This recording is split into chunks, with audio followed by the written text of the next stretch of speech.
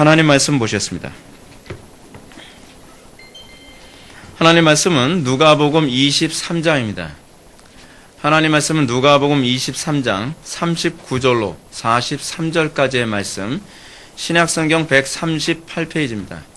신약성경 138페이지, 누가복음 23장 39절로 43절까지의 말씀 찾으셨으면 제가 봉독하겠습니다. 달린 행악자 중 하나는 비방하여 이르되 내가 그리스도가 아니냐 너와 우리를 구원하라 하되, 하나는 그 사람을 꾸짖어 이르되 내가 동일한 정죄를 받고서도 하나님을 두려워하지 아니하느냐.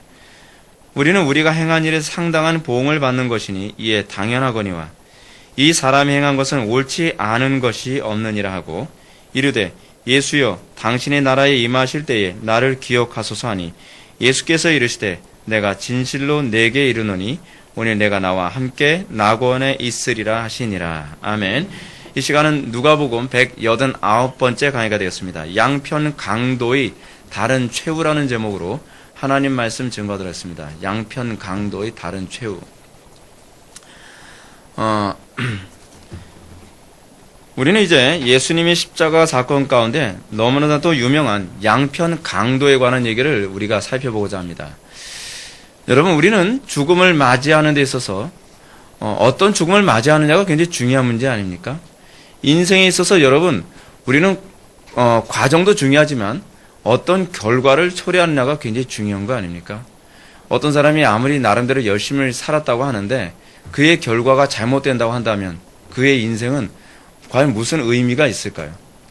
자, 근데 오늘 우리는 이 양편 강도라고 하는, 예수님이 십자가에 못 박혀 돌아가셨을 때 예수님의 양편의 두 사람의 강도가 이제 죽임을 당합니다. 죽임을 당하는 이 두 사람의 강도가 둘 다 죽임 받을 만한 당연한 사유가 있어서 그 범죄 때문에 예수님 양편에서 죽임을 당하는데, 한쪽 사람은 예수님을 영접함으로 그가 낙원에 들어가고 한쪽 사람은 예수님을 영접하지 아니함으로 영원한 멸망으로 떨어지게 되는 것을 우리는 오늘 시간 살펴보게 될 것입니다. 이 두 사형수의 이 죽음은 하나님의 놀라운 구원 섭리를 무엇보다 아주 명확하게 잘 보여주는 사건입니다. 그래서 J.C. 라일 감독은요, 이 사건에 관해서 이 기사를 이렇게 표현하고 있습니다. 본 말씀은 금빛으로 인쇄할 가치가 있는 것으로서 무수한 영혼들의 구원의 역사가 된다. 아주 탁월한 표현이죠. 이 두 양편 강도에 관한 이 개념은요, 사실은 모든 사람의 구원에 대한 두 가지 개념을 딱 둘로 나누고 우리에게 구원이 저렇게 일어나는구나 라고 하는 것을 아주 선명하게 보여주는 사건입니다. 이 양편 강도에 관한 이 사건을 살펴보면서 이 땅에는 모든 죄인들이 한편으로는 이쪽 강도처럼, 한편으로는 저쪽 강도처럼 결국 이 세상을 마감하고 한쪽은 지옥으로 가고 한쪽은 천국으로 가는 것이구나 라고 하는 개념이 아주 선명하게 드러나도록 우리에게 비춰진, 조명되어진 사건이라는 것입니다. 그럼 무엇 때문에 예수님 양편에서 죽어갔던 이 두 사람의 죽음 사건이 우리에게 그토록 중요할까요? 그 이유는 이 두 사람의 최후는 인간의 구원과 인간의 행위, 그리고 하나님의 주권이 어떻게 상관관계를 맺고 있는지를 우리들에게 잘 보여주고 있기 때문입니다. 뿐만 아니라 두 사람 모두 그리스도와 가까운 곳에 있었으며 주님이 십자가에 계시던 6시간 동안에 일어났던 모든 일을 보고 들었던 사람입니다. 여러분, 똑같이 예수님 옆에 매달렸습니다. 똑같이 예수님의 죽음을 목도했습니다. 똑같이 예수님의 가장 가까운 곳에서 6시간을 보냈습니다. 그런데 그 결과는 완전히 다른 결과를 초래했다는 것입니다.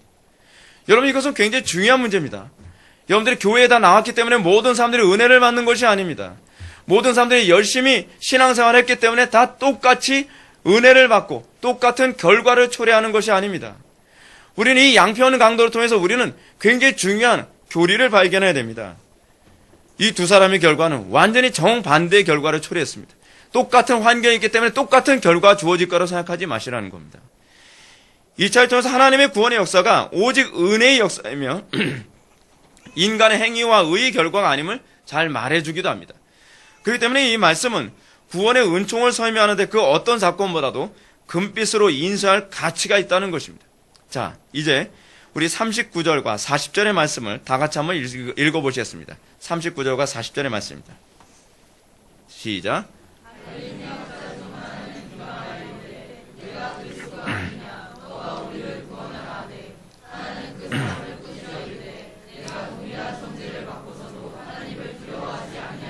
아멘. 우리가 이 본문의 말씀을 살펴보기 전에 먼저 관심을 가지고 먼저 살펴봐야 될 부분이 있습니다. 여러분이 그 양편 강도 사건이 누가복음에만 나오는 사건이 아니죠. 마태복음에도 나오고 마가복음에도 나오고 뭐 요한복음에도 사실은 잠깐 또 언급이 됩니다. 근데 이제 문제가 뭐냐면 성경에 오류가 있다. 성경에 문제가 있다라고 생각을 하면서 보는 사람들이 이런 얘기를 합니다. 마태복음에서는 양편의 두 강도가 다 예수님을 비난했는데 왜 누가복음에서는 한 사람은 예수님을 비난하고 한 사람은 비난하지 않은 것으로 나타나냐? 이거 오류 아니냐라고 이렇게 주장하는 사람들이 있습니다. 마태복음 27장 44절을 보면 이렇게 기록되어 있습니다. 두 사람이 모두가 다 함께 십자가에 못 박힌 강도들도 이와 같이 욕하더라 라고 얘기합니다. 십자가에 못 박힌 강도들이면 양편을 다 얘기하는 거죠. 이 두 사람이 예수님을 욕하고 예수님을 막 저주했다라고 마태복음에서는 분명히 기록하고 있거든요. 자, 그런데 오늘 우리가 보고 있는 누가복음에서는 예수님을 한 명은 저주하고 한 명은 예수님을 저주하고 욕하는 사람 향해서 오히려 꾸짖는 장면이 나오고 오히려 예수님께 나를 구원해달라고 요청하는 장면이 나옵니다. 그렇다면 여러분 성경 기록에 오류가 있는 것 아닙니까? 뭔가 좀 잘못된 거 아닌가요? 이 부분에 관해서 여러분들이 잘 이해해야 될 것이 뭐냐면 이것은 성경에 오류가 있기 때문이 아니라 마태는 이 양편 강도가 십자가에 매달린 바로 그 시점에 이 두 강도가 한 얘기를 기록하고 있는 것이고 누가는 양편 강도 중에 한 편 사람이 회심한 이후의 언어, 그 내용을 거기다 기록했기 때문에 시간상의 차이가 있어서 다르게 기록한 것입니다. 그러니까 마태가 말하고자 하는 의도, 신학적인 의미가 있었기 때문에 이 양편 강도가 다 예수님을 비난한 부분만 주로 초점을 맞춰서 기록을 한 것이고, 누가는 이 양편 강도 중에 한편 강도의 회심 사건을 선명하게 설명해주기 위하여 오히려 그 부분, 회심한 이후의 사건을 기록해서 이 성경에 남겨놓은 것입니다. 자, 이런 정황을 염두에 두고 우리는 두 죄수의 대화를 한번 살펴보고자 합니다. 한편 강도는 내가 그리스도가 아니냐, 너와 우리를 구원하라라는 비난을 퍼부어댑니다. 이 한편 강도는 십자가에 달렸던 처음 시점부터 죽음을 맞이하는 그 순간까지 예수님을 끊임없이 비난합니다. 예수님을 끊임없이 모욕하고 있습니다. 우리는 이 사람을 향해서 다음과 같이 생각해야 됩니다. 그래서 예수님이 뭘 잘못했길래 예수님에게 이렇게 비난을 퍼부어야 되는 것이죠? 그렇지 않습니까?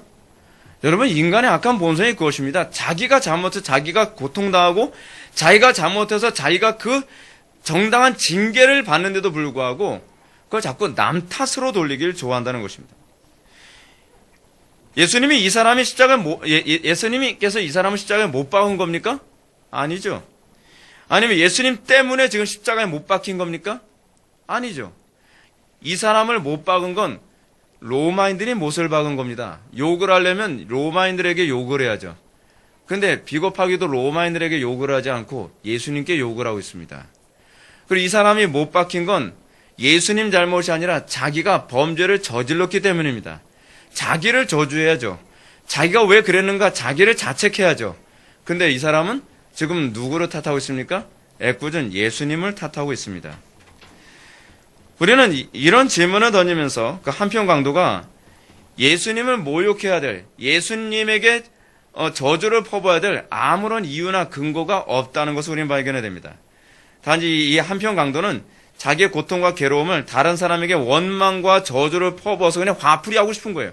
스트레스 풀고 싶어 하는 것이죠. 이 사람에게 정말 지금 필요한 것이 무엇입니까? 지금 죽음을 앞뒀습니다. 잘 생각하십시오. 지금 이 순간 죽게 되어지면 이 사람은 어디로 가야만 합니까? 지옥에 갈 수밖에 없습니다. 여러분, 얼마나 인간이 어리석은지 아십니까? 좀 있으면 목숨이 끊어지는 그 순간에도 바로 코앞도 내다보려 하지 않은 것이 인간의 어리석음입니다. 여러분, 지혜로운 자는 항상 미래를 대비하며 살아갑니다. 제가 요즘에 우리 애들한테 계속 반복적으로 귀에 딱지가 박히도록 제가 하는 얘기가 있습니다. 미래를 내다보고 살아라. 10년, 20년을 내다보고 지금 준비해라. 제가 계속 그 얘기를 합니다. 기독교인은 어떤 존재인지 아십니까? 닥치는 대로 사는 존재가 아닙니다. 기독교인들은 성령으로 거듭난 그 이후서부터 영생을 바라보면서 영혼을 대비하며 살아가는 존재입니다. 여러분, 영혼을 대비하며 살아가는 존재가 하루 앞, 1년 앞, 또는 10년 미래를 내다보며 그것을 준비하며 부지런히 살아가려 하지 않는다고 한다면, 여러분, 이게 도대체 그리스도인들과 불신자들의 차이가 도대체 어디 있겠습니까? 여러분, 우리는요, 항상 대비하며 살아가지 않으면 항상 우리는 재난에 빠질 수밖에 없습니다. 기독교가 들어간 나라마다 기독교가 그 나라가 개혁되어진 이유가 어디인지 아십니까?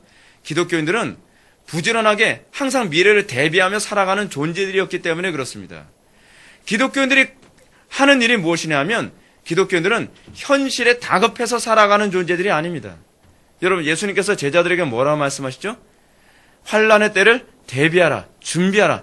항상 예수님께서 명령하신 것은 현재는 미래를 대비하도록 주어진 시간이라는 개념을 끊임없이 말씀하고 계셨습니다. 이 한편 강도는 자기가 죽은 이후에 그 다음 세계를 준비했어야만 했습니다. 근데 이 강팍한 이 강도는 그 순간에도 자기의 만족만을 위해서 살아가고 있는 거예요. 여러분, 얼마나 어리석습니까? 여러분 도대체 어떻게 살아갑니까? 여러분 지금 현재 감정에 충실하게 살아가고 있습니까? 현재 이익에 충실하게 살아가고 있습니까? 현재 여러분들의 주어진 어떤 환경에만 충실하게 살아가고 있습니까? 그건 미련한 사람입니다. 미련한 사람이에요. 이 강도가 지금 현재 내가 고통스럽다고 하는 이 감정 하나에만 사로잡힌 나머지 자기가 이제 조금 있으면 죽음을 맞아야 되는 그 다음을 준비할 생각을 하고 있지 않습니다. 뭐만 하는 거예요? 까짓거 이제 죽게 될 텐데 화나 풀자. 저 옆에 보이는 내가 아무리 저주를 퍼부어대고 아무리 욕을 해도 한마디 대꾸할 것 같이 보이지 않는 저 무기력해 보이는 저 예수를 향해서 그냥 욕이나 좀 퍼붓다가 죽자. 그에게 예수님은요, 구원자로 보이질 않아요. 구원자, 자기의 영혼을 담당해 줄 수 있는 메시아를 바로 옆에 두고서도 어떤 사람으로만 보입니까? 그냥 성질을 퍼부어대고 스트레스나 풀기 위한 대상 정도로밖에 보이지 않아요. 얼마나 미련합니까? 여러분, 제가 누누이 말씀드리는데요. 현재의 감정에 충실해 살지 마십시오. 현재 이익에 충실해 살지 마십시오. 현재 편리함을 만족시키며 살아가지 마십시오. 현재 여러분들의 게으름을 만족시키며 살아가지 마십시오. 그렇게 해서 달라지는 게 뭐가 있습니까? 이 사람이 화를 풀었다고 해서, 이 사람이 예수님께 욕을 퍼부어댔다고 해서 달라진 게 뭐가 있죠? 여러분, 오늘날 이 시대를 바라보면서 우리가 정말 한심한 것이 무엇인지 아십니까? 현실에만 충실하게 살아갑니다. 바로 코앞도 내다보지 않습니다. 여러분, 부모들이 자녀들을 바라보면서 가장 속 터질 때가 어떤 때인지 아십니까? 얘가 지금 시험을 코앞에 두고 있는데 게임기 가지고 게임만 하고 앉아있는 거예요. 그럼 부모가 속이 터지죠. 왜 속 터집니까? 야, 내일부터 시험이라며. 적어도 그 부모는 내일 시험 볼 거라고 하는 것을 대비하지 않는 자식 때문에 속이 애간장에 끓고 있습니다. 근데 얘는 어떻죠? 지금 현재 나는 이것이 마냥 좋은 거예요. 게임기 가지고 장난치는 게 마냥 좋은 거예요. 내일을 생각하진 않아요. 당장 닥치게 될 남들에게 비난받고 남들에게 수모당할 것조차 생각하지 않는 거예요. 내가 내일 시험을 망쳐서 빵점을 맞으면 얼마나 수치스럽고 창피할까조차도 생각하지 않아요. 왜 생각을 하지 않죠? 왜 생각을 멈춰버렸죠? 현재의 즐거움 때문이죠. 현재의 자기 감정을 만족시키기 위한 것이죠. 여러분 지금 현재 감정이 어떻습니까? 막 화가 납니까? 현재 감정이 여러분 어떻습니까? 여러분 우울합니까? 현재 여러분의 감정이 어떻습니까? 막 졸리고 귀찮고 그것에 충실하게 살아보십시오. 여러분들의 미래는 아무것도 준비된 게 없을 것입니다. 늙어 빠진 몸뚱아리밖에 남는 것이 없을 것입니다. 체스터필드가 제가 요즘에 우리 애들에게 체스터필드의 책을 읽혀주는데 체스터필드가 이런 얘기합니다. 얘들아, 너희들은 18살 되기 전에 모든 실력을 갖추도록 힘쓰거라. 네가 18살 되기 전에 모든 실력을 갖추지 않는다고 한다면 너는 앞으로 네가 하고 싶은 것을 할 수 없게 된단다. 항상 미래를 내다보고 현재를 준비하는 시간으로 만들어가는 것입니다. 이 사람은 지금 이 고통 가운데서도 현재를 준비하는 삶을 선택했어야만 합니다. 그에게 지금 필요한 것은 자기 반성입니다. 지금 이 사람에게 필요한 것은 내가 지금 예수님을 영접하는 것이라는 것입니다. 그는 자기 자신의 죄 때문에 지금 내가 이 지경이 됐다는 것을 현실을 인정했어야만 합니다. 그럼에도 불구하고 인간은 결코 자기 반성적 태도를 견지하지 않습니다. 이것이 타락한 인간의 전형적인 특징입니다. 우리나라 속담처럼 말이죠. 타락한 본성은 항상 잘하면 내 탓, 잘못하면 남 탓이라 그러죠. 항상 인생을 살아가면서 탓만 하면서 살아가는 거예요. 어리석은 사람의 특징이 뭔지 아십니까? 항상 변명을 입에 물고 다닌다는 겁니다. 여러분, 변명을 입에 물고 다니지 마십시오. 그런 남 탓하는 것으로 자기 자신을 정당화하려 들지 마십시오. 남 탓한다고 해서 달라지는 것은 아무것도 없습니다. 더 비참해질 뿐입니다. 여러분들이 현실에 충실하지 않고 여러분들이 어떤 어려움에 딱 처했을 때, 여러분들이 폐잔병이 되었을 때 변명만 늘어놓고 남 탓만 하는 사람의 모습이 그럴싸해 보입니까? 좋아 보입니까? 어떻게 보이죠? 더 초라해 보이지 않습니까? 여러분, 우리가 칭의론적 관점에서 본다면 인간은 모든 의의를 항상 자기에게 돌리기 좋아하고요. 모든 악과 잘못을 다른 사람, 아니 더 나아가 하나님 탓으로 돌리기 좋아한다는 것입니다. 이런 사람은요, 변하지 않습니다. 반성을 하지 않는 사람은 일반 은총력 차원에서 안 믿는 사람들 중에서도요, 자기가 잘못해서 현재 이 문제가 생겼다는 걸 인정하지 않고 다 남 탓이고 저 사람 잘못이고 환경 탓이고 태생 잘못이고 내가 태어난 나의 환경의 문제다라고 탓하는 사람은 항상 그렇게 살아갈 수밖에 없고, 똑같은 문제가 끊임없이 그 사람을 괴롭혀도 그 사람은 끊임없이 세상만 저주하다가 이 땅을 떠나겠죠. 얼마나 미련하고 어리석은 사람입니까? 과연 이런 사람에게 뭘 기대할 수 있겠습니까? 과연 이런 사람에게 과연 무슨 발전을 기대할 수 있겠습니까? 이건 기독교적이지 않아요. 기독교는 이렇게 살지 않습니다. 근데 이런 모습이 여러분 어디서 나오는지 아십니까? 이게 타락한 아담의 모습입니다. 아담이 처음 타락했을 때 나타났던 게 여기서부터 시작합니다. 하나님께서 아담과 하와에게 뭘 금하셨죠? 선악을 알게 하는 나무의 실과. 우리 교회 아이들한테 이런 질문했더니 선악을 알게 하는 사과요. 그러는데 사과인지 오렌지인지 뭔지는 아무도 모릅니다. 그냥 선악을 알게 하는 나무의 실과예요. 근데 선악을 알게 하는 나무의 실과를 따먹었습니다. 하나님께 들켰어요. 그렇죠? 들키고 난 다음에 아담이 뭐라고 변명합니까? 잘못했습니다. 제가 어리석었습니다. 자기를 인정하지 않습니다. 아담이 했던 변명이 구차한 변명, 정말 초라한 변명은 딱 두 가지로 갈라집니다. 첫 번째, 하나님 탓. 두 번째, 하와 탓. 여러분, 이게 항상 우리들에게 나타나는 특징 아닙니까? 아담이 먼저 이렇게 얘기합니다. 아담이 이르되 하나님이 주셔서 나와 함께 있게 하신 여자, 그가 그 나무 열매를 내게 주므로 내가 먹었나이다. 아담의 대답을 잘 살펴보십시오. 자신의 잘못에 대한 첫 번째 책임을 은연중에 하나님께 돌리고 있습니다. 하나님이 주셔서 나와 함께 있게 하신이라는 말 통해서 하나님, 당신이 저 여자를 나한테 주지만 않았으면 제가 지금 범죄했겠습니까? 하나님, 근본적으로 따지고 한번 들어볼까요? 하나님 잘못 아닌가요? 하나님께서 저 여자를 주셨기 때문인 거 아닌가요? 그리고 나서 그 다음 책임을 뭐라고 하느냐? 여기서 좀 더 생각해 봅시다. 지금 아담은 이렇게 얘기합니다. 하나님의 주권에 대한 부당성을 들고 있습니다. 여러분, 우리 신앙의 가장 심각한 문제가 무엇이냐면, 인간 타락에 있어서 가장 나타나는 게 뭐냐면 주권에 대한 불만입니다. 여러분, 어느 집에서 태어났고 여러분들이 선택하셨습니까? 아니면 하나님이 결정하셨습니까? 하나님이 결정하셨죠. 대한민국에서 태어나는 거 여러분들이 결정했습니까? 아니면 하나님이 결정하셨습니까? 하나님이 결정하셨죠. 하나님께서 여러분들의 삶의 모든 것 다 하나님이 결정하셨습니다. 하나님의 주권입니다. 근데 여러분, 하나님께서 여러분들에게 그렇게 하신 건 여러분들 골탕 먹으라고 주신 겁니까? 아니면 하나님께 여러분들을 사랑하셔 주신 겁니까? 사랑하셔 주신 거예요. 여러분들이 원하든 원치 않든 여러분들의 부모는 하나님이 여러분들을 사랑하셔서 주신 것입니다. 여러분들이 원하든 원치 않든 여러분이 현재 지금 몸담고 있는 직장, 여러분들이 같이 살고 있는 배우자, 여러분들의 자녀, 하나님께서 주신 겁니다. 자, 근데 똑같은 환경에 대해서 하나님의 주권을 인정하는 사람은 어떤 태도를 견지하죠? 하나님께서 나에게 좋은 환경을 주셨으니 이 환경 가운데 내가 최선을 다하자. 그런 사람은요, 더 긍정적인 결과를 초래합니다. 근데 모든 게 불편합니다. 왜 하나님께서는 헬조선, 이 지옥 같은 데, 지옥을 알기나 하고, 아이고, 제가 또 말이 거칠게 나올 것 같아서, 좀 부드럽게, 지옥을 알긴 하면서 그런 소리 했으면 좋겠어요. 언어 순화하기가 굉장히 힘들어요. 막 감정이 막 폭발했을 때. 여러분, 우리나라보다 더 못한 곳에서도 살고 있는 사람이 있습니다. 그 가운데서도 긍정적이고 기쁨으로 살아가면서 그곳에서 더욱더 발전적으로 살아가는 사람이 있어요. 근데 항상 환경을 탓하고 항상 남을 탓하기 좋아하는 사람은 모든 걸 항상 부정과 불평으로만 가득합니다. 그런 사람에게 과연 무엇을 기대할 수 있죠? 더 좋은 환경 주어졌다고 해서 그 사람이 과연 더 좋아질까요?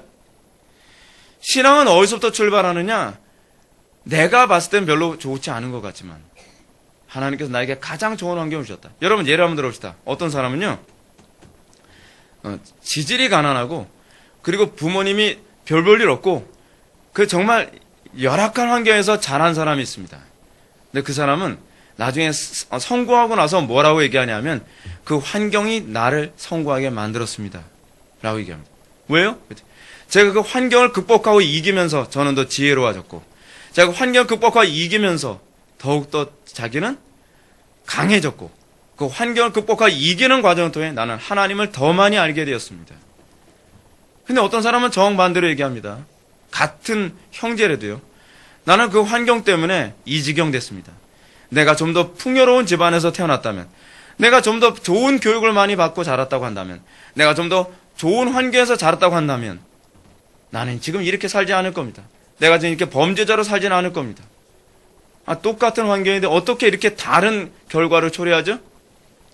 주권에 관한 문제이기 때문에 그래요. 하나님께서 나에게 주신 그 환경에 대해서 기뻐하고 감사하며 하나님께 모든 영광을 돌리는 삶을 사람들에게 주는, 그렇게 사는 사람에게 하나님께서 이렇게 놀라운 영광스러운 삶을 선사한다는 걸 믿으시기 바랍니다. 문제는 무엇이냐면 그 모든 문제의 원인을 환경이나 하나님이나 다른 사람에게 자꾸 돌리려고 하는 이 천박한 태도입니다. 그러므로 회심을 한 이후에 가장 먼저 나타나는 현상은 하나님의 주권에 대한 인정입니다. 하나님의 주권에 대한 인정은요, 그의 사고가 긍정적으로 바뀐다는 거예요. 전 지금 여러분에게 적극적 사고방식 얘기하는 게 아닙니다. 아시겠습니까? 신앙이 가지고 있는 사고방식 자체가 부정적이질 않아요. 하나님의 주권에 대한 정당성과 하나님의 선하심과 탁월하심을 인정한다면 자신의 문제를 하나님에게서 찾지 않고 자신에게서 찾게 됩니다. 하나님이 문제가 없다면 그 문제는 어디서 찾게 되는 거예요? 자동적으로 나에게서 찾는 것이죠. 그리고 아담은 그 여자 그가 그 나무 열매를 내게 줌으로 내가 먹었나이다. 여러분 이게 얼마나 치졸합니까? 그렇죠? 여자가 줘도 안 먹으면 그만이잖아요. 나 안 먹어. 그랬어야 되는 거잖아요. 근데 하는 얘기가 뭐냐면 여자가 줘서 먹었대요. 아유 창피한 줄 알아야죠. 그죠? 여자가 줘서 먹었어요. 여러분 주변에서 그렇게 얘기해 보십시오. 아이고 여자가 줘서 먹었어? 네. 그렇게 묻죠. 지금 아담이 지금 그렇게 얘기하고 있는 겁니다. 여자가 줘서 먹었습니다. 자기가 줘도 안 먹겠습니다 해야 되는 거 아니에요? 안 돼. 하나님께서 금하신 거 아니야. 당신도 먹으면 안 돼라고 해야 되는 것이 아담이 해야 될 거 아닙니까? 근데 변명을 할 게 없으니까 남 탓을 돌리려고 하다 보니까 제 와이프가 줘서 먹었습니다. 와이프 때문에 내 인생이 이 모양 이 꼴 됐습니다. 와이프 때문이에요. 다 와이프 때문이에요. 내 인생은 와이프가 다 망쳤어요. 내 남편이 다 망쳤어요. 내 자식이 다 망쳤어요. 여러분 과연 그럴까요? 지금 여러분 하와의 준 선악을 알게 하는 나무의 실과를 받고 먹은 건 누가 선택한 거, 누가 결정한 거죠? 아담이 결정한 거예요. 왜 그 책임을 다른 사람에게 돌리려고 하죠? 모든 것이 하나님 탓이고 이웃 탓이라고 돌리는 것. 이것이 인간이 타락한 이후에 나타나는 특징입니다. 이 논리 속에서 우리는 아담이 자기 죄에 대한 책임을 피해가고 있으며 이 논리를 통해서 철저히 자기 의의를 주장하고 있는 것을 보여야 됩니다. 인간은요, 자기 잘못을 인정하려 들지 않습니다. 거기서 점점 더 파괴된다는 걸 인정하지 못해요. 내가 틀렸다는 걸 인정할 때 비로소 개선의 여지가 생기죠. 내가 틀렸다는 걸 인정할 때 그때 회개와 각성이 일어나는 것이죠. 여러분, 이것을 통해서 인생이 바뀌지 않습니다. 내가 아무리 난 그래도 옳았어, 난 틀리지 않았어 라는 말을 통해서 과연 무엇이 정말 달라지죠? 오히려 증오심만 점점 더 심해지죠. 하나님에 대한 증오심만 점점 더 크고 주변 사람들에 대한 증오심만 점점 커지죠. 그런 사람들을 우리는 사회적으로 아주 어려운 사람들이라고 얘기합니다. 이런 태도가 바로 예수님 한편 쪽에서 죽어갔던 강도가 취했던 태도입니다. 누가 십자가에 못 박히라고 얘기했습니까? 자기가 십자가에 못 박힐 죄를 범한 것에 관해서 자기의 잘못을 탓해야 되는 거 아닙니까? 내가 그때 이러지 않았다고 한다면 내가 왜 그렇게 살았을까? 내가 왜 그런 부분을 내가 선택했을까? 끊임없이 자기 자신을 자책하고 회개했어야 됐는데 그는 끊임없이 예수님을 탓하고 다른 걸 탓하고 있는 것입니다. 그런데 이 강도의 모습이 바로 우리의 모습이라는 겁니다. 문제가 거기에 있습니다. 오늘날 여러분 기독교가 다 지금 심각한 문제가 있는 게 뭐냐면 이 옛 아담의 근성에서 해방된 증거가 흔적이 전혀 보이지 않는다는 겁니다. 오늘날 우리는 너무도 철저히 모든 문제를 자기에게서 찾지 않고 얄궂은 환경을 주신 하나님을 탓하거나 아니면 자기 인생에 개입한 다른 사람들을 탓하기에 여념이 없습니다. 그때 그 친구를 만나지만 않았어도 그때 내가 이러이러한 그 결정을 하지 않았어도 끊임없이 환경이나 하나님 또는 남을 탓하기 좋아합니다. 아담의 사건으로 돌아가서 다시 한번 생각해 볼까요? 아담에게 하와를 주신 하나님의 의도는 어떤 의도였을까요? 선하신 것이었습니다. 제가 예를 한번 들어볼게요. 예를 한번. 여러분, 저는 자녀를 가지고 있습니다. 그래서 저는 자녀들을 양육을 합니다. 자녀들이 잘못하면 때로는 종아리도 때립니다. 때로는 자녀들에게 힘들도, 요번에 제가 우리 아들 농사훈련을 좀 시켰거든요. 아주 힘들게요. 감자 심게 만드라고, 꽃갱이질도 하게 만들고, 비료도 뿌리고, 여러 가지 일을 시켰습니다. 힘들어 죽을 지경이래요. 그래서 하는 얘기가, 아빠, 전에 되니까 눈을 못 뜨겠어요. 너무 피곤했어요. 그래요. 제가 우리 아이를 그렇게 노동시킨 건 죽으라고 시킨 건가요? 여러분들 지금 웃고 계시잖아요. 하나님께서 여러분들에게 힘든 환경을 주신 건 여러분들 죽으라고 주시는 환경인가요? 여러분 그 문제예요, 지금요. 제가 사랑이 더 많을까요? 그렇지 않으면 하나님이 더 사랑이 많으실까요? 이거는 비교할 수가 없는 얘기예요. 말도 안 되는 얘기를 저는 지금 여러분들에게 질문을 던지고 있는 거예요. 하나님은 본질 자체가 사랑이세요. 저는 본질이 사랑은 아니에요. 근데 그 사랑이 많으신 하나님이 여러분들에게 가장 좋은 환경으로 힘들어 보일 수 있어요. 근데 그 환경을 통과해야만 우리에게 유익이 된다는 걸 알고 계신 그 하나님이. 그 지극히 선하시고 지혜로우시며 모든 것을 알고 계신 하나님이 우리에게 그 환경을 주신 거예요. 우리가 어떤 존재인지 누구보다도 잘 알고 계시기 때문에 너에게 지금 이런 환경이 필요해. 너에게 지금 이런 고생이 필요하고 너에게 지금 이런 고독이 필요하고 너에게 지금 이런 고통이 필요해. 이 과정을 통해서 너는 더 아름다워질 거야 라고 하시는 것이죠. 근데 문제는 그 환경을 어떻게 해석하느냐가 달려있죠. 우리 아이가 만약에 그렇게 일하고 나서 아버지 저를 죽이려 하셨군요. 만약 그렇게 얘기한다면 제가 어떻게 생각하겠습니까? 야, 넌 정말 내가 자식 잘못 키웠나? 너 왜 그러니? 근데 우리가 하나님께 그렇게 지금 행동하고 있는 것이죠. 하나님께서 우리에게 우리가 감당하기 힘들다 싶을 만큼 어려운 환경 주셨다고 해서 하나님은 악한 분이셔라고 얘기할 수 있나요? 여러분, 하나님의 의도는요, 하나님의 의도가 창세기에 잘 나타나고 있습니다. 하나님께서 아담에게 하와를 주신 의도, 하나님께서 아담에게 선악을 알게 하는 나무의 실과와 생명나무의 실과를 주신 의도, 그것이 이미 창세기에 다 나와 있죠. 다른 걸 떠나서 하와를 주신 의도를 한번 볼까요? 하나님께서는 아담에게 하와를 주시고 이 여자가 너의 인생을 망가뜨리게 하려고 내가 준비해놨지. 야고르지? 그러지 않으셔요. 그죠? 뭐라고 말씀하시죠? 그의 외로움을 보고 외로움을 달래줄 수 있는 사람으로 하와를 준비하셨어요.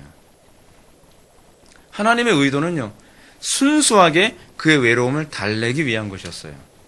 두 번째, 그의 경작 사업을 돕는 배필을 주기 위한 거예요. 그가 경작을 하는데 혼자서 힘들 것 같아서. 그리고 그가 생육하고 번성하는 데 있어서는 하와가 필요하니까 주신 거예요. 하나님의 의도는 100% 순수하고 사랑으로 가득합니다. 그러나 정작 범죄를 한 이후에 아담은 하나님의 의도에 심각한 의문을 제시합니다. 하나님? 나는 하나님의 의도를 난 믿지 않아. 예를 들어 제가 아들을 사랑해서 때로는 고생도 시키고 때로는 매를 들기도 하고 때로는 그에게 어려움을 주기도 하지만 아버지와 그 아들과의 관계가 좋을 때는 아들은 항상 아버지의 의도를 긍정적이고 옳게 해석을 하겠죠. 근데 아담과 하나님과의 관계가 틀어지고 나니까 하나님의 모든 의도를 악하게 해석하기 시작합니다. 이것이 인간의 전적 타락이에요. 타락한 인간은 하나님과 관계가 틀어졌기 때문에 하나님의 선하신 의도를 다 왜곡되고 아주 악한 방식으로 해석하고 이해하려고 듭니다. 하나님께서는 내 인생을 망치려고 저 여자를 주셨다라고 지금 해석을 하고 있는 거예요. 하나님께서는 내가 원치도 않았는데 왜 저 여자를 주셨냐고 해석을 하고 있는 겁니다. 하나님께서 주신 여자 자체를 혐오하고 하나님께서 주신 의도 자체를 혐오합니다.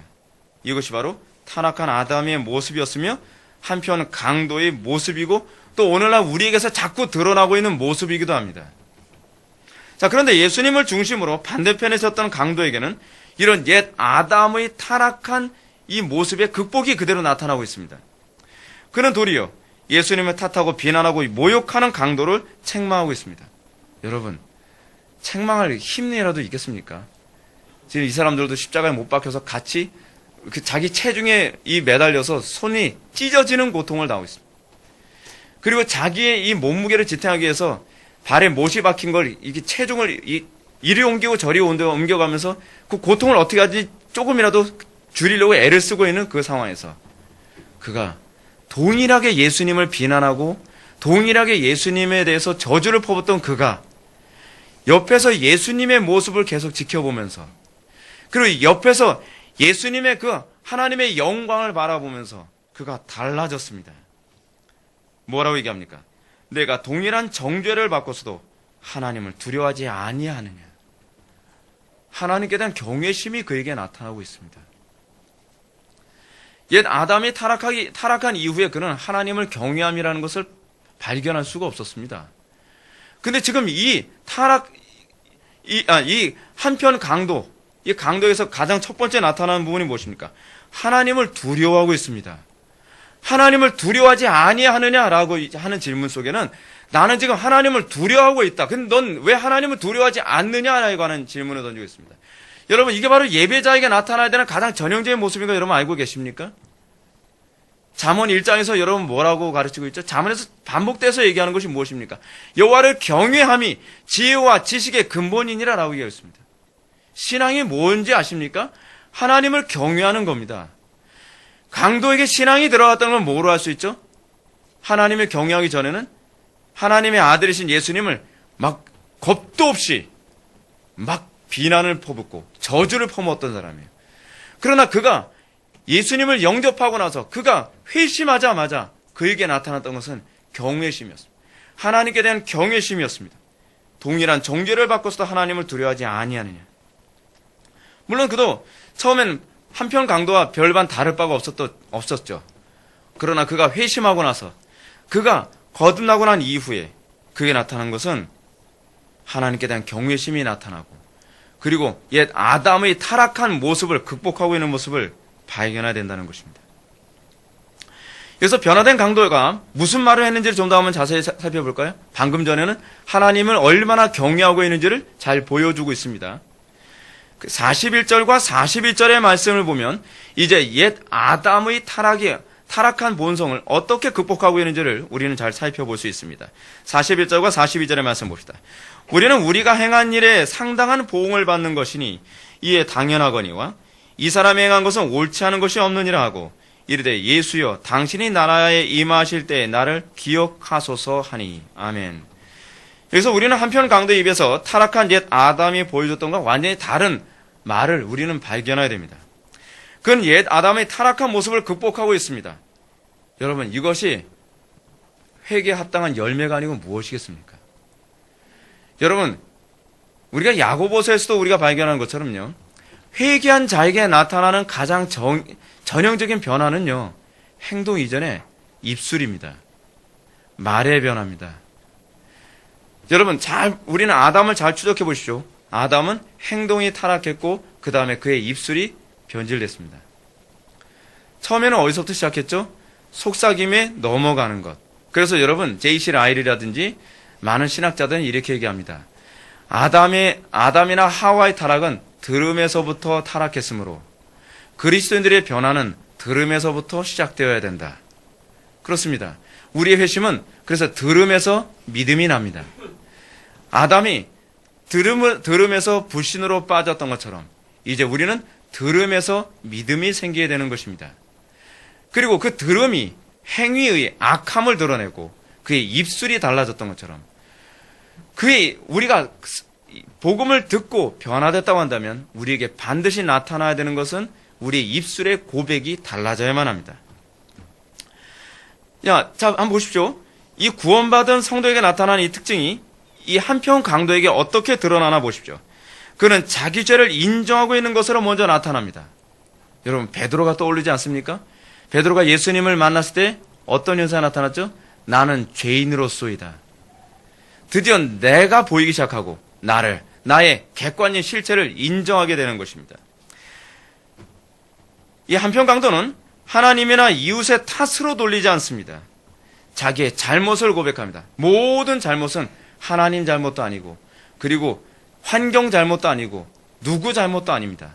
내가 잘못한 것입니다. 41절 보시겠습니다. 우리는 우리가 행한 일에 상당한 보응을 받는 것이니 이에 당연하거니와 뭐라고 얘기합니까? 당연하다고 얘기합니다. 십자가에 못 박혀 돌아가서 극심한 지옥 같은 고통을 겪고 있는 상황에서 이 사람은 뭐라고 얘기합니까? 당연하다라고 얘기합니다. 여러분, 이런 태도를 우리는 어디서 발견하죠? 다윗에게도 발견하지 않습니까? 다윗이 우리아의 아내 밧세바를 범하고 난 이후에 하나님께서 다윗에게 끔찍한 징계를 내리시죠. 네 아들이 죽게 될 것이다. 그리고 다윗은 아들의 죽음뿐만 아니라 그의 사건 이후에 그는 자기 아들한테 또 다른 압살롬이라고 하는 자기 아들한테 생명의 위협을 받으면서 쫓겨다니는 고통을 당하기도 하고 수많은 어려움을 당하고 백주대낮에 자기 아내들이 겁탈당하는 아주 치욕스러운 일을 겪으면서도 하나님을 원망하지 않습니다. 다윗은 뭐라고 고백합니까? 당연하다 라고 고백합니다. 내 죄에 대한 대가를 치르는 것이 당연하다. 여러분, 이게 회심한 자에게 나타나는 특징이라는 거 알고 계십니까? 이것이 여러분 고린도 후서에서도 나오는 얘기고요. 끊임없이 회심한 자에게 나타나는 특징은 징계에 대해서 당연히 여기는 것입니다. 제가 우리 아이들을 양육을 하면서 느끼는 것이 뭐냐면 아이들이 자기 잘못을 인정할 때 자, 약속한 대로 그 매 한 대 맞기로 했지? 그리고 매를 한 대 맞아도 아이들은 당연한 것으로 여기지 그것 때문에 불만이나 원망을 하지 않습니다. 만약에 아이들이 부모에게 징계를 받고 불만이나 원망을 하는 아이들이 있다면 걔네들은 절대로 변하지 않습니다. 걔네들은 여전히 자기를 정당하다고 생각하고 있기 때문에 그래요. 우리가 하나님께 징계를 받으면서도 당연하거니와 라고 얘기한다는 것은 나의 죄를 인정했음에 대한 또 다른 표현 방식입니다. 이 강도는 행한 일에 상당한 보응을 받는 것이 당연하다고 말합니다. 그렇습니다. 진정으로 회개하는 자는 무엇보다 자기 죄를 철저히 인정하는 것에서 출발합니다. 그것이 회개입니다. 진정으로 회개하는 자는 자기 죄에 대해서 어떤 변명도 하지 않습니다. 우리는 이런 모습이 다윗과 요백에 그대로 나타나는데 제가 아까 방금 다윗에 관해서 말씀드렸는데요. 다윗이 우리아의 아내 밧세바를 범하고 난 이후에 하나님의 징계와 관련하여 다윗이 시편 51편에서 이렇게 고백한 것을 여러분들은 발견해야 됩니다. 내가 주께만 범죄하여. 여러분, 여기서부터 다르지 않습니까? 아담은 자기의 범죄를 하나님께서 나에게 범죄한 것식으로 표현하지만 다윗은 지금 자기의 범죄를 하나님 향하는 범죄라고 오히려 정반대로 얘기하고 있습니다. 내가 주께만 범죄하여 주의 목전에 악을 행하였사오니 주께서 말씀하실 때 의롭다 하고 주께서 심판하실 때 순전하시다 하리이다. 그는 자기의 행한 죄에 대해서 공의로운 보응을 받고 있다고 인정하고 있습니다. 너무 과한 징계 아닙니까? 라고 생각될 정도로 엄청난 징계를 받고 있는 다윗이 결코 그렇게 얘기하지 않습니다. 나는 공의로운 징계를 받고 있다라고 고백하고 있습니다. 욥에게서도 동일한 그 모습이 나타납니다. 욥도 하나님께 회개할 때 자신의 죄에 대해서 어떤 변명이나 변호조차도 하려 하지 않습니다. 그는 자신의 죄인됨을 철저히 인정하고 참회하는 모습을 보입니다. 그는 스스로 말하기를 보소서 나는 비쳐나오니 무엇이나 주께 대답하리이까 손으로 내 입을 가릴 뿐이다. 변명할 거 없다는 겁니다. 하나님께서 책망하고 꾸짖는 그 하나님의 징계에 대해서 입을 가리고 할 말이 없습니다. 인정합니다. 나는 유죄입니다. 우리는 이러한 겸손한 참회의 모습이 오로지 성령의 조명을 통해서만 나타난다는 거 알고 계십니까? 자, 근데 제가 여러분들 이 성령의 조명과 관련해서 이렇게 말씀을 드리죠. 여러분들 이 땅에서 여러분들의 죄를 인정하지 않으면 여러분들이 인정해야 될 또 다른 시점이 기다리고 있다는 것입니다. 그건 하나님의 심판대 앞에서입니다. 이 땅에서 여러분들의 성령의 조명하심을 받아 내가 내 죄를 인정합니다. 하나님의 어떤 징계도 정당합니다라고 인정하며 회개하고 주께로 돌아오는 사람은 구원을 받지만 그가 지금 이 땅에서 끊임없이 강팍하게 내 죄를 인정하지 않고 회개할 마음이 없으며 내가 여전히 하나님을 원망하고 여전히 내 환경과 주변 사람들을 탓하는 사람은 나중에 하나님의 심판대 앞에 서서 그 마지막 심판대 앞에서 그 죄를 인정하게 될 거라는 겁니다. 근데 그때 인정하는 것은 이미 때가 늦습니다. 그때 자기 자신의 죄를 인정하게 된 것은 지옥에 가기 위한 인정이라는 것을 아셔야만 합니다. 두 번째로 한편 강도에서 나타난 또 다른 변화를 봅시다. 그것은 예수님의 의로움을 인정했다는 것입니다. 이 사람이 행한 것은 옳지 않은 것이 없느니라. 예수님을 향해서 지금 뭐라고 얘기합니까? 예수님은 의롭다라고 얘기합니다. 한편에서 지금 신음하며 서서히 죽어가시는 예수님을 바라보면서 그는 놀라운 광경을 목도했습니다.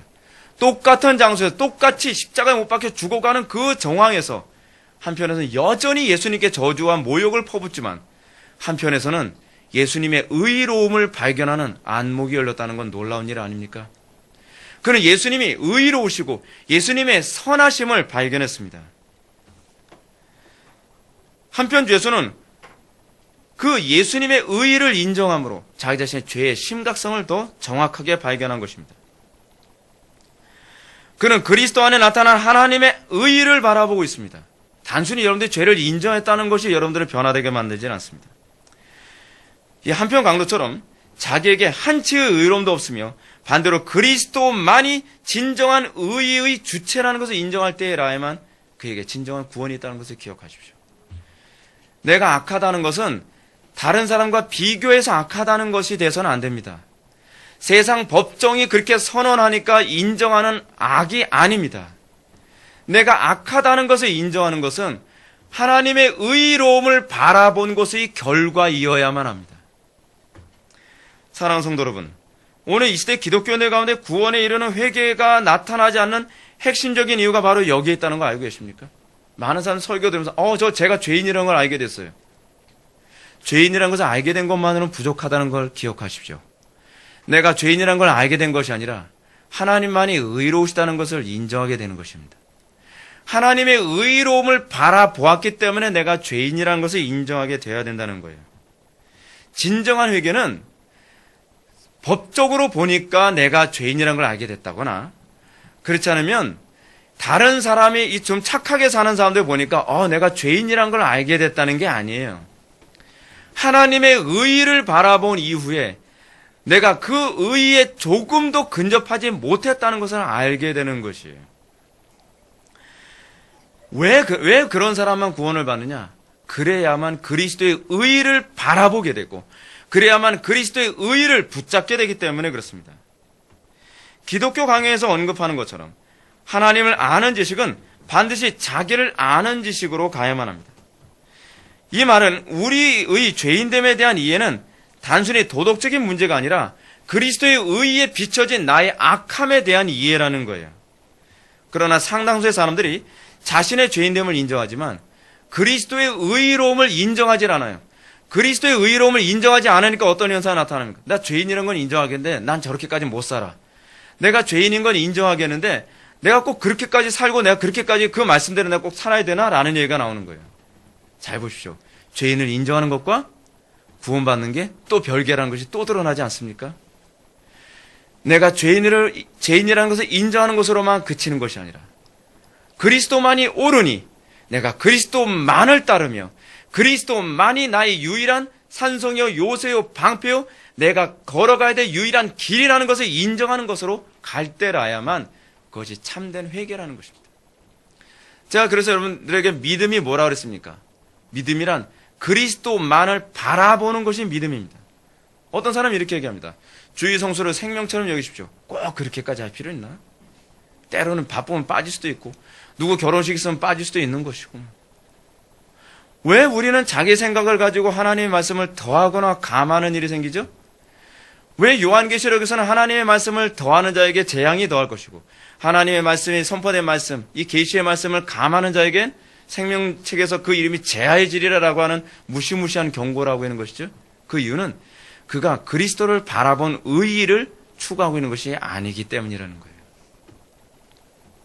그리스도를 바라본 의의, 그리스도만이 절대적으로 옳음이라는 것을 인정한 사람은 결코 더하거나 감할 것이 없다는 걸 압니다. 왜냐하면 그리스도에게서 더하거나 감하면 그건 이미 진리가 아니기 때문에 그래요. 마지막으로 이 강도는 예수님만을 유일한 구원의 대상으로 바라보며 긍휼을 구하는 장면을 보게 됩니다. 42절 말씀 보면 한편 강도는 반대편 강도를 질책한 후에 예수님께 이렇게 이야기합니다. 예수여 당신의 나라에 임하실 때 나를 기억하소서. 우리는 이러한 강도의 간구를 다른 성경 구절로 바꿔서 이렇게 이해할 수 있습니다. 누구든지 주의 이름을 부르는 자는 구원을 얻으리라. 왜 지금 강도는 예수님에게 이런 간구를 하는 것이죠? 예수님만이 전적으로 의롭다는 것을 인정하기 때문에 그렇습니다. 예수님께만 참된 의의가 있음을 발견한 것입니다. 이런 간구가 가능한 것은 그가 오로지 그리스도의 의의만을 바라보기 때문입니다. 여러분, 믿음이 있습니까? 여러분, 믿음이 있다는 걸 뭐로 입증하죠? 그것은 여러분들이 그리스도의 의의만을 바라볼 때 그것이 믿음이 있다는 것을 확인할 수 있는 것입니다. 라일 감독의 표현처럼 그리스도의 의의만을 바라본 강도는 비로소 그리스도의 능력과 그분이 자기를 구원하시리라는 사실에 대한 믿음이 있었다. 그래요. 여러분들이 정말 그리스도의 의의를 바라볼 때라야만 그리스도 안에만 능력이요 그리스도 안에서만 참된 의의가 있고 그리스도 안에서만 참된 생명이 있음을 인정하게 됩니다. 오늘날 그리스도인들에게 확신이 미약하거나 능력과 거룩이 미약한 것은 그리스도께 시선을 고정하지 않기 때문에 그렇습니다. 그리스도만이 의롭다라고 인정하지 않기 때문에 그렇습니다. 그리스도께 신앙을 고정하는 것, 이것이 바로 신앙의 핵심입니다. 이렇게 그리스도께만 모든 시선을 집중했을 때 비로소 한편 강도는 고난을 당하여 죽어가시는 예수님을 향해서 당신의 나라에 임하실 때 나를 기억하소서라고 얘기할 수 있었던 것입니다. 어찌 보면 그리스도께서는 죄인들처럼 무능하게 십자가에서 같이 죽어가는 존재로 보일 수 있었을 것입니다. 자, 흥미로운 부분이 것입니다. 어떻게 이 무능하게 자기 자신도 제대로 구원하지 못하면서 무능하게 죽어가는 것 같은 예수님의 모습을 보면서 어떻게 정반대의 시각적 변화가 나타날 수 있죠? 여전히 거듭나지 않고 안목의 변화가 나타나지 않은 이 강도는 한편 강도는 뭐라 얘기합니까? 네가 그렇게 구원자면 네 자신이나 구하라 그래.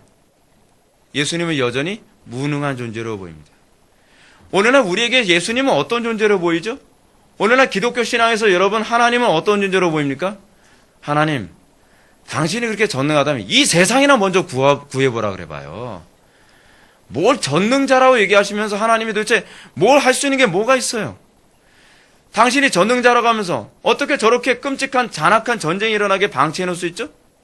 당신이 전능자라고 하면서 어떻게 내 자식 하나 살리지도 못하죠?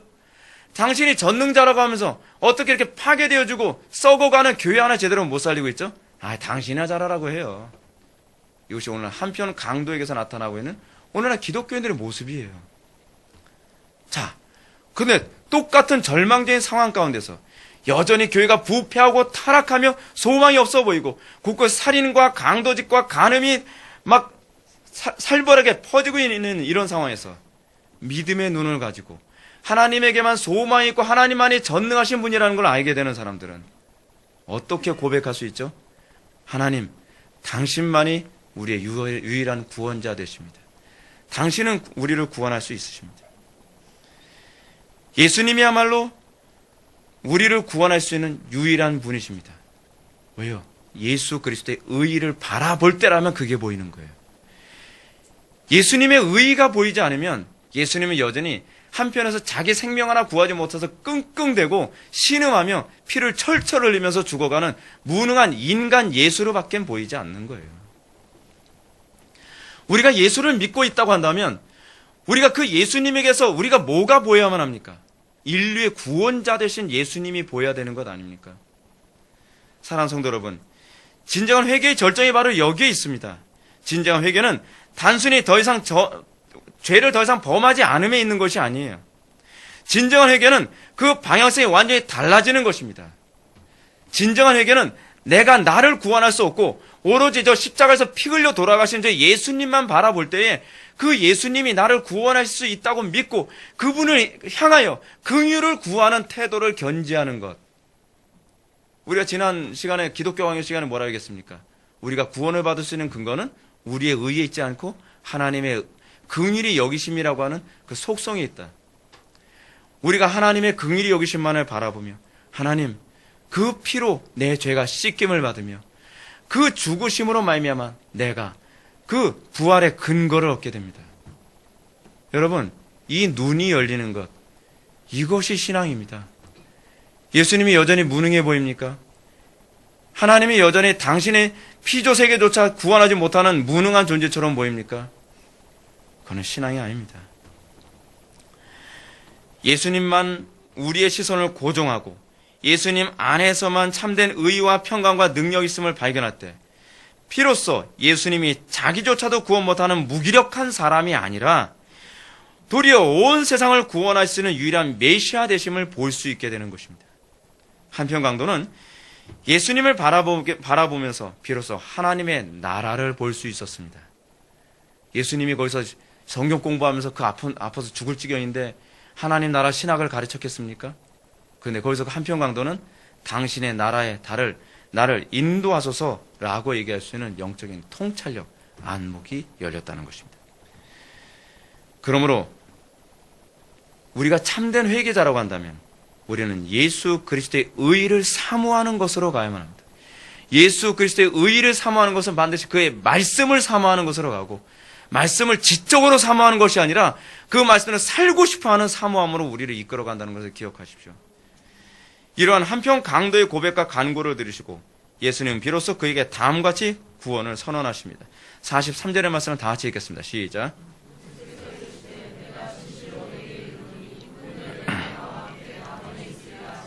아멘. 그는 십자가의 죽음 바로 앞에서 구원의 선언을 듣게 됩니다. 그는 죽음 앞에서 생명을 소유했습니다.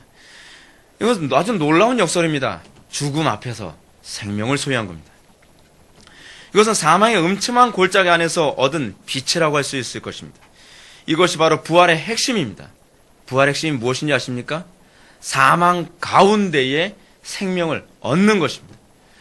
우리가 지금 부활주일을 맞이했습니다. 애석하게도 예수님의 부활 사건과 오늘 본문이 강해 소익의 순서에 맞지 않았어요.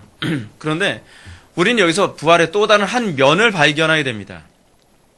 절망 가운데 소망을 하도록 하기 위하여 예수님의 부활이 존재한다는 것입니다. 사망 가운데서 생명을 보도록 하기 위해, 생명을 얻도록 하기 위해 예수님의 부활이 우리에게 주어진 것입니다. 어둠 가운데서 우리에게 빛을 주시기 위해 예수님의 부활이 존재하시는 것입니다. 이건 의미로서의 부활이 아닙니다. 실제적인 부활입니다. 우리가 예수 그리스도의 부활에 참여한다고 했을 때 우리에게 이런 역사가 나타나면 합니다. 이제 말씀을 정리하겠습니다. 사랑하는 성도 여러분, 우리는 여기서 한편 강도의 회심을 묵상하면서 구원의 진정한 요소를 우리는 발견해야 됩니다. 오직 행위가 아닌 오직 믿음으로만 의롭게 된다는 것이 과연 무엇을 의미하는가? 제이시 라엘 감독의 말처럼 만일 구원이 행위로 말미암지 않고 의로 말미암는다는 사실에 대한 증거를 원한다면 본문의 사건을 보라. 그 죽어가던 강도는 십자가의 수족이 못 박혔다. 그는 자신의 영혼을 위하여 문자 그대로 아무것도 할 수 없었다. 그들은 손과 발이 다 묶여 있는 상태입니다. 못 박혀 있는 상태입니다. 그들이 어떤 행위를 할 수가 없는 상태입니다.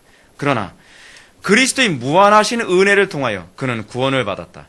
이처럼 확실한 죄 용서의 확신을 얻었던 사람은 없었다. 아무것도 할 수 없었던 그가 가장 확실한 확신을 얻고 그는 천국에 들어갈 수 있었습니다. 그렇습니다. 우리는 여기서 한편 강도의 어떤 의로움도 어떤 행위도 발견할 수 없었습니다. 오로지 믿음으로 말미암아 의롭게 됨의 전형을 우리는 정확하게 살펴볼 수 있었습니다. 이것은 칼빈이 믿음으로 말미암은 칭의를 다음과 같이 설명한 것과 그대로 일치합니다. 칼빈은 말하기를 믿음으로 말미암은 의란 우리 자신의 행위를 보지 않고 오로지 하나님의 긍휼하심과 그리스도의 완전하심만을 바라보게 하는 것이다. 믿음은 우리의 행위를 바라보게 하지 않습니다. 믿음은 우리의 행위가 아니라 하나님의 행위를 바라보게 합니다. 믿음은 우리의 행위가 아니라 우리의 의의가 아니라 하나님의 의의만을 바라보게 합니다. 이 모습이 바로 십자가의 죽음 가운데서 구원을 받은 한편 강도에게서 발견하는 구원의 놀라운 섭리입니다. 한편 강도는 자신의 어떤 것도 바라보지 않았습니다. 그의 시선은 오로지 하나님의 의의만을 바라봤고 그의 시선은 오로지 하나님의 행위만을 바라보았습니다. 그 가운데 그는 구원을 받게 된 것입니다. 사랑하는 성도 여러분, 부활주일을 맞이하여 오늘 우리가 그리스도의 완전하심과 하나님의 긍휼히 여기심만을 바라보는 은혜가 주어지길 바랍니다. 그리스도 안에 나타난 하나님의 긍휼하심과 그리스도의 완전하심만 바라보십시오. 그리고 그 고통 가운데서 철저하게 주의 이름을 불렀던 것처럼 우리도 여러분들의 고난과 어려운 가운데 있을 때에 환경을 탓하는 것이 아니라 여건을 탓하는 것이 아니라 하나님께 원망을 돌리는 것이 아니라 남을 탓하는 것이 아니라 주의 이름만 부르게 되어지는 놀라운 역사가 여러분들의 삶 속에 날마다 나타나기를 주의 이름으로 축원합니다. 다 기도하시겠습니다. 사랑이 많으신 하나님, 우리가 양편 강도를 통하여서 그 양편 강도의 이 마지막 죽음을 우리가 살펴보면서 오직 의인이 믿음으로만 살고 믿음으로만 의롭게 되며 믿음으로 구원받게 됨이 무엇인지를 더 선명하게 알게 하여 주심을 진정으로 감사드립니다. 아버지 하나님, 우리가 어떤 고난과 어려움과 난관 가운데 있을지라도 남을 탓하지 않게 하여 주옵소서. 하나님께 원망하지 않게 하여 주옵소서. 오로지 그리스도의 의와 하나님의 그 긍휼과 하나님의 행하심만을 바라보며 그 안에서 안식을 누리고 그 안에서 날마다 승리케 하여 주옵소서. 예수님의 거룩하신 이름으로 기도 올려옵나이다. 아멘.